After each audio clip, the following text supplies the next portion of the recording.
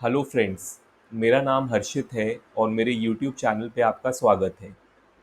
तो अक्सर लोग मुझसे ये सवाल पूछते हैं कि क्या हमें एसआईपी यानी सिस्टमैटिक इन्वेस्टमेंट प्लान में इन्वेस्ट करना चाहिए, और वो मुझे ये भी कहते हैं कि पिछले 1 से 2 सालों में हमें अच्छे एसआईपी रिटर्न्स नहीं मिले हैं।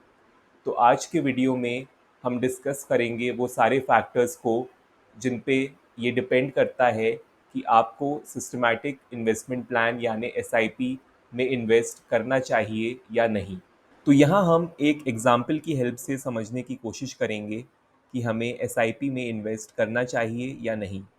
तो सपोज़ हम हर मंथ 10,000 रुपीज़ एसआईपी करते हैं। एसआईपी करने के लिए आप किसी भी index fund, Nifty 50 index fund को चूज़ कर सकते हैं। हमने 10% पर एनम का इंटरेस्ट रेट अज्यूम किया है और टाइम पीरियड हमने 5 साल का लिया है।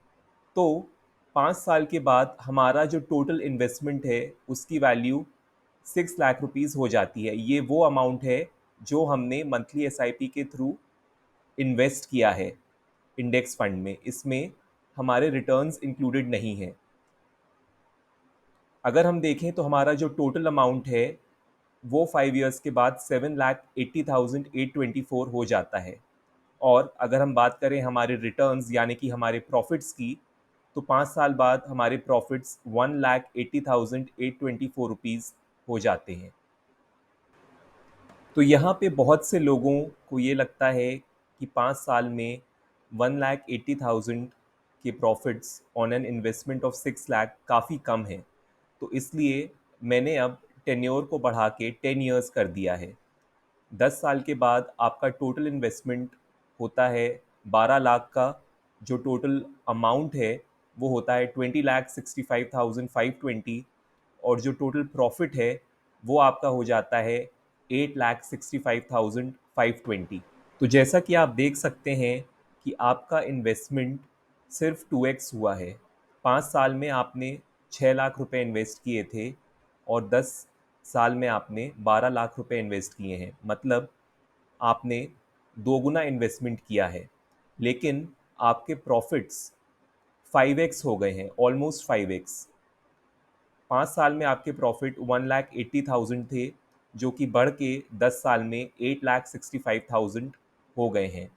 तो फ्रेंड्स, यही होती है पावर ऑफ कंपाउंडिंग। तो अब हम अपने टेन्योर को बढ़ा के 20 इयर्स कर देते हैं। तो 20 इयर्स के बाद जो हमारा टोटल इन्वेस्टमेंट है दैट इज़ 24 लाख। 20 इयर्स के बाद जो टोटल अमाउंट हमें मिलेगा दैट इज़ 76,56,969। और जो हमारा टोटल प्रॉफिट रहेगा 20 इयर्स में दैट इज़ 52,56,969। तो यहाँ पे आप देख सकते हैं कि 10 इयर्स में जो हमारा इन्वेस्टमेंट था दैट वाज 12 लाख, और 20 इयर्स में हमारा इन्वेस्टमेंट था 24 लाख। मतलब हमारे इन्वेस्टमेंट तो 2x हुआ है, मतलब दोगुना हुआ है, लेकिन जो हमारा प्रॉफिट है that has increased almost 6 times. तो फ्रेंड्स, फाइनली मैं इस वीडियो को 2 पॉइंट्स में समराइज़ करना चाहूँगा। तो पहला पॉइंट है कि आप एसआईपी में इन्वेस्टमेंट तभी करें जब आपका इन्वेस्टमेंट का टाइम पीरियड मिनिमम 5 इयर्स का हो। मतलब आप रेगुलरली 5 इयर्स तक मंथली एसआईपी कर सकें। जैसा कि आपने एग्जाम्पल में देखा, आपको एसआईपी से सबसे अच्छे रिटर्न्स तभी मिलते हैं जब आप मिनिमम 10 या 20 इयर्स तक इन्वेस्ट रहते हैं।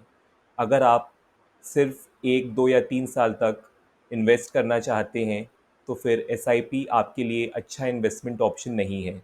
बेहतर है कि आप लिक्विड म्यूचुअल फंड्स या एफडीज़ में इन्वेस्ट करें। और यहाँ पे दूसरा पॉइंट ये है कि एसआईपीज़ में आपको नॉन लीनियर रिटर्न्स मिलेंगे। यानी ये भी हो सकता है कि किसी साल आपको नेगेटिव रिटर्न्स मिलें और किसी दूसरे साल आपको 50% तक के रिटर्न्स मिलें। इसलिए बेहतर यही होगा कि आप कम से कम 5 या 10 साल के लिए इन्वेस्टेड रहें, तो over a long period of time आपको रिटर्न्स अच्छे ही मिलेंगे। तो फ्रेंड्स, उम्मीद करता हूँ कि ये वीडियो आपको यूज़फुल लगा होगा। अगर वीडियो पसंद आया है तो इसे लाइक करें, अपने फ्रेंड्स और फैमिली के साथ शेयर करें और मेरे यूट्यूब चैनल को सब्सक्राइब करें। Thank you.